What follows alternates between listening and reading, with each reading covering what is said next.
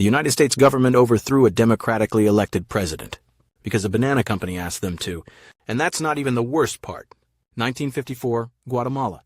A small country with a brand new democracy, a president named Jacobo Arbenz, elected by the people. And there was a company, the United Fruit Company. They sold bananas. But calling them a banana company is like calling the British Empire a tea company.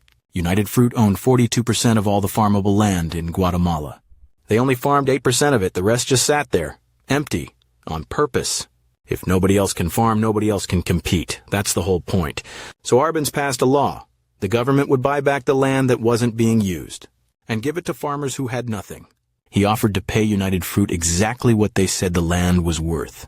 On their own tax forms, United Fruit said that land was worth $1.185 million. Arbenz said, fine, here is $1.185 million. United Fruit said no.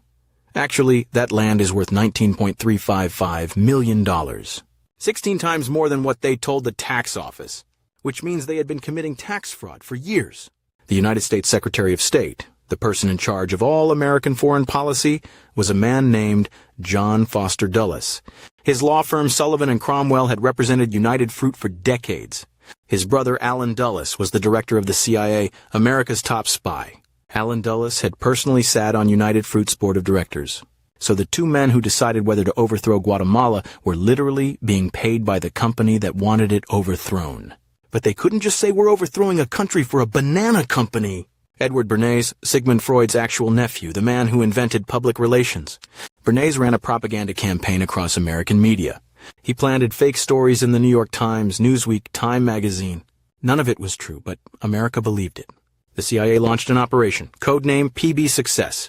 Total cost to overthrow a democracy, $2.7 million. That's less than a housing development costs today. That was the price tag on a democracy. Arbenz was overthrown in June 1954. A military dictator took his place. The land reforms were reversed. Every acre went back to United Fruit. The farmers got nothing. Again, the military dictatorship triggered a civil war. It lasted 36 years. Over 200,000 people were killed. A United Nations Truth Commission later investigated what happened. They concluded that the United States-backed government committed acts of genocide against the indigenous Maya population. All of it. Because a fruit company didn't want to sell land it wasn't even using. You've probably heard the phrase Banana Republic. Maybe you think it's just an expression or a clothing store. It was coined by an American writer named O. Henry in 1904. He was describing Honduras. He wasn't being clever. It was a literal description. A country whose government, economy, and infrastructure were entirely owned and operated by American fruit companies. The term Banana Republic isn't a metaphor. It's a literal description of countries that were run by an American fruit company with its own army.